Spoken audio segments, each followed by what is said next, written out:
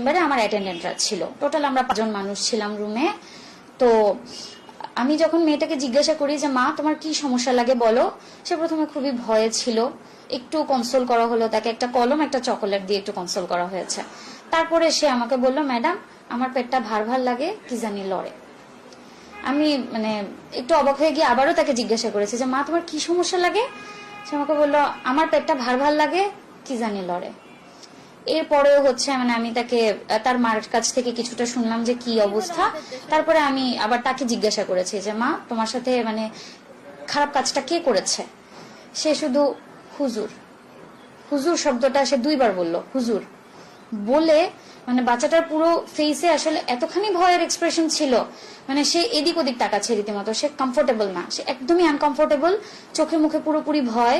এবং সে বারবার হুজুর ওয়ার্ডটা 2 বার রিপিট করার পরে বাচ্চা আর কোনো কথাই বলতে আগ্রহী না, সে আর কোনো কথাই বললো না। পরে আলট্রাসোনোগ্রাফি রুমে আবার তার মা ছিল, আমরা যখন বাচ্চাটার আলট্রাসোনোগ্রাম করি তার মা ছিলেন রুমে। তার মার সামনেও আমি তাকে বারবার বলেছি যে মা এরকম কেউ করলে, কেউ ব্যাড টাচ করলে তাকে মার দিতে হয়, তোমার মা কি তোমাকে বলেননি? তো সে দেখলাম যে বাচ্চাটার আসলে কোনো নেই, আগ্রহী নেই তার এই কনভারসেশনটাতে। সে শুধু একটাই হুজুরের নাম উচ্চারণ করলে তার একটা চোখে মুখে ভয়, এবং সে আর তখন চোখে চোখ রেখে কথা বলতে পারে না, এদিক ওদিক তাকায়। এই মেয়েটা ইয়াতিম, তার বাবা ইন্তেকাল করেছেন অন্তত আরো 4-5 বছর আগে। তো এই মেয়েটা তার নানির কাছে মানুষ, নানির বাড়িতে থাকে। আর মেয়ের মা সংসারের খরচ জোগানোর জন্য সিলেটে গৃহকর্মীর কাজ করেন, মানুষের বাসায় গৃহকর্মীর কাজ করেন। তো মেয়েটাকে তিনি এলাকাস্থ ফাতেমাতুজ জোহরা মহিলা মাদ্রাসায়, কওমি মাদ্রাসা ফাতেমাতুজ জোহরা কওমি মাদ্রাসায় ভর্তি করেন, যে মাদ্রাসার প্রতিষ্ঠাতা পরিচালক হচ্ছেন আমানুল্লাহ সাগর, এবং ওনার ওয়াইফ হচ্ছেন এই প্রতিষ্ঠানের মেইন দায়িত্বে, উনি হ্যান্ডেল করেন সবকিছু। তো গত নভেম্বর মাসে নাকি বাচ্চাটাকে ছুটির পরে বারান্দা ঝাড়ু দেওয়ার জন্য বলা হয়, আমানুল্লাহ সাগর হুজুরি নাকি বাচ্চাটাকে বলেন বারান্দা ঝাড়ু দিয়ে তারপর বাসায় যেতে। তো বাচ্চা বারান্দা ঝাড়ু দেওয়া শুরু করে।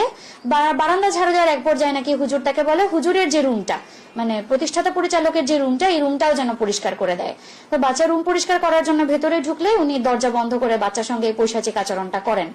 5 থেকে আরো 7 বার উনি এটা রিপিট করছেন আচরণটা বাচ্চার সঙ্গে, পরপর বেশ কয়েকদিন, পরপর প্রায় 5 থেকে 7 দিন উনি একই কাজ করছেন। এবং বাচ্চাকে ভয় দেখাইছেন যে বাচ্চা যদি কাউকে বলে দেয় বাচ্চার নানিকে মেরে ফেলবে, বাচ্চাকে মেরে ফেলবে, বাচ্চার মাকে সিলেটে খুঁজে নিয়ে মারবে, সিলেটে মেরে ফেলবে, এমন ভয় দেখানো হয়েছে বাচ্চাকে। বাচ্চা ভয়ে কাউকে বলে নাই। এবং একটা পর্যায়ে নাকি গত বছরের জানুয়ারি ফেব্রুয়ারির দিকে বাচ্চাকে মাদ্রাসা থেকে বেরও করে দেওয়া হয়েছে, এই বছরের জানুয়ারি ফেব্রুয়ারির দিকে বাচ্চাকে মাদ্রাসা থেকে বের করে দেওয়া হয়েছে। গত মার্চ মাসে বাচ্চার নানি খেয়াল করলেন যে বাচ্চার পেটটা অস্বাভাবিকভাবে বড় হয়ে যাচ্ছে। তারপরে তারা ডক্টর কনসাল্ট করেন, এবং ফিজিক্যাল এক্সামিনেশনে জানা যায় যে বাচ্চার সিম্ফাইসিয়া ফান্ডাল হাইট, যেটা আমরা ইউটারাসের হাইট যেটা মেজার করি প্রেগন্যান্সিতে, এটা কিন্তু এইজ করেসপন্ডিং এক একটা হাইট আসে।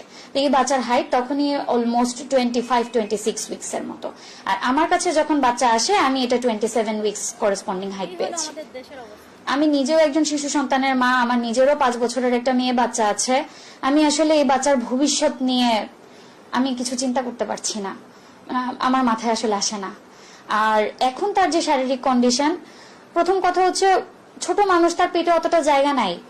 একটা একদম টিপিক্যাল গ্রামীণ অপুষ্টিতে আক্রান্ত বাচ্চা, 11 বছরের বাচ্চা, তার ওজন এখনো 30 কেজি হয় নাই, উল্টা সে আরো প্রেগনেন্ট। পেটের বাচ্চাটার ওজন প্রায় 998 গ্রামের মতো, প্রায় 1 কেজির কাছাকাছি। তো ওর অ্যানিমিয়া আছে, রক্তশূন্যতা আছে বাচ্চাটার, হিমোগ্লোবিন মাত্র 8.5, যেখানে অ্যাভারেজ রেঞ্জ হচ্ছে অ্যারাউন্ড 12 to 14। আর গাইনোকোলজিতে আমরা যেটা আসলে পড়ি, আমাদের পুরো লাইনটাই ম্যাচিউর ফিমেলদেরকে নিয়ে, ডেলিভারি বা এই রিলেটেড লাইনগুলো এরিয়াগুলো ম্যাচিউর ফিমেলদেরকে নিয়ে। আর ছোট বাচ্চারা আমাদের মেনস্ট্রুয়াল লাইনে আসে, যে আচ্ছা তাদের মেনোরেজিয়া থাকতে পারে বা অন্যান্য প্রবলেমগুলো আমরা ডিল করব। কিন্তু এই বাচ্চাটার আসলে লেবার মেনটেন্যান্স কি হবে আমার আসলে আমি আসলে বুঝতে পারতেছি না, আমি আসলে কি বলবো। এবং তাকে যখন আমি তার ফ্যামিলিকে বলেছিলাম যে আপনারা আসলে কি চান এখন বাচ্চাটাকে নিয়ে, আপনারা কি বাচ্চাটা অ্যাবর্ট করবেন, পেটের বাচ্চাটা নষ্ট করে ফেলবেন, নাকি ডেলিভারি পর্যন্ত যাবেন, তারা নিজেরাও আসলে কনফিউজ যে তারা কি করবে। তারাও আসলে বুঝতে পারতেছে না। আবার তারা অ্যাবর্শনের কনসেন্টও দিচ্ছে না, যে বাচ্চাটা আবার অ্যাবর্শন করতে চাইলেও এটা আসলে আমরা কিভাবে অ্যাবর্ট করব। এখন 27 উইকস এর একটা বাচ্চার জন্য তো আমরা এই ছোট বাবুর পেট কাটতে পারবো না। আবার একে যে নর্মালি আমরা বের করবো ওই সুযোগও তো আমরা পাবো না, বাট ক্যানেলে ওই পরিমাণ স্পেস নেই। তার মানে আমাদের ক্র্যানিওটমি করে বাচ্চাটা হয়তো বের করতে হবে। ও আসলে 11 বছরের একটা ছোট মানুষ, ওর কি আসলে এই জিনিসগুলা ফিল করার কথা ছিল বা এই জিনিসগুলোকে ওর ফেস করার কথা ছিল? আর এখন যে সামাজিক হেনস্থাগুলা হচ্ছে, ওর তো আসলে মানে বিয়ে শাদী বলেন বা ফিউচার বলেন, ওটা নিয়ে তো আসলে কিছুই নাই ওর জন্য, আসলে কিছুই নেই। আবার এটা যদি আমরা ম্যানেজ করতে যাই, আমরাই বা কোন লাইনে আসলে ম্যানেজ করবো? আমরা কোন ডোজে তাকে ওষুধ দিব? পেডিয়াট্রিক্স এর লাইনে যেটা যে বাচ্চার ওজন উচ্চতা মেপে ওকে ওষুধ দিব, নাকি নর্মাল ডেলিভারির লাইনে যেটা আছে যে স্যালাইনের মধ্যে এতটুকু পরিমাণ ওষুধ দিয়ে আমরা তাকে ড্রিপ চালু করে বাচ্চাটা বের করবো? আমি নিজেই আসলে হতবাক হয়ে গেছি, আমার ভাষা নাই। আমি আসলে